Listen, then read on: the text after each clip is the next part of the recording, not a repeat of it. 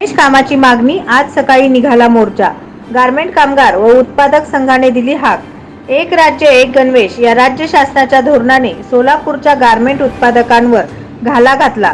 कामगारांवर बेरोजगारीची वेळ आली आहे, त्यांना वाचवण्यासाठी शालेय गणवेशाचे काम उत्पादकांना देण्याची मागणी पुढे आली। त्यासाठी सोलापूर गारमेंट कामगार आणि उत्पादक संघाने शुक्रवारी मोर्चाची हाक दिली। क्षत्रिय गल्ली येथून सकाळी 10 ला मोर्चाला सुरुवात होऊन पूनम गेटवर आल्यावर मोर्चाच्या सभेत रूपांतर झाले। रेडीमेड संघाचे अध्यक्ष सुरेश बिद्री यांनी सांगितले, स्थानिक स्वराज्य संस्थांच्या शाळांतील विद्यार्थ्यांना शासनातर्फे 2 गणवेश देण्यात येतात। त्यात 300 कोटींची उलाढाल होते। त्यात सोलापूरचा जवळपास 60% वाटा आहे, परंतु त्याचे काम एकाच कंपनीस देण्याचा निर्णय शासनाने घेतला। त्यामुळे राज्यातील छोट्या गणवेश उत्पादकांना त्याचा मोठा आर्थिक फटका बसेल, शिवाय रोजगारावर परिणाम होईल। या क्षेत्रात सुमारे 20,000 कामगारांची उपजीविका चालते, त्यात प्रामुख्याने महिलांची संख्या अधिक आहे। सोलापुरात सध्या कुठलेही मोठे उद्योग नाही, कसेबसे तग लावून सुरू असलेले रेडीमेड व्यवसाय सुद्धा बंद पाडण्याचा शासनाचा मनसुबा हाणून पाडल्याशिवाय स्वस्त बसणार नाही। या सरकारला गरिबांच्या पोटावर मारायचे आहे का, असा सवाल करण्यात आला। निद्रिस्त सरकारला विचार करण्यासाठी हा मोर्चा असल्याचे बिद्री म्हणाले। आणि त्याचं काय झालं, त्यांना खूप चांगला अनुभव आहे, ते या ठिकाणी शेअर करतील। कटारे मी अमरावती जिल्ह्याचं वाटप घेतलो होतो आणि 50% कापड वाटप झाला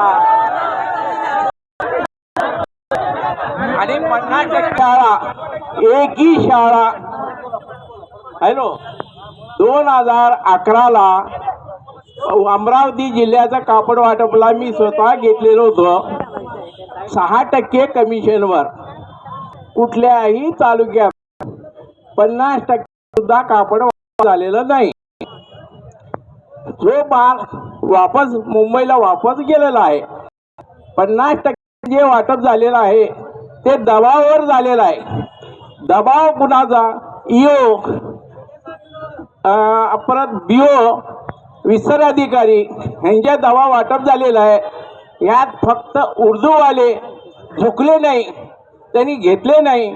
शेवट मी त्यांना विनंती केलो, कधी हे डिसेंबर दिवशी त्यांना विनंती केलो, तुम्हाला 2 हाफ पॅन्टचा कापड आहे, मी 1 हाफ पॅन्ट फुल पॅन्ट बनवून देतो, पंजाबी बनवून देतो, स्कर्टवर मी त्याबद्दल पंजाबी बनवून देतो।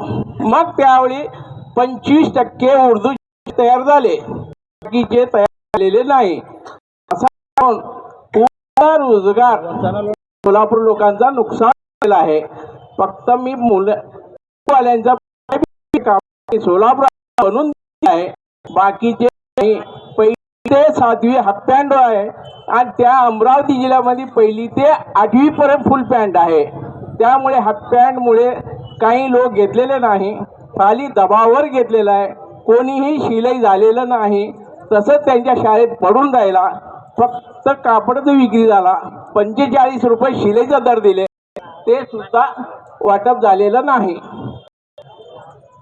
नवनवीन बातम्या पाहण्यासाठी SB न्यूज चॅनलला लाईक करा, शेअर करा, सबस्क्राईब करा।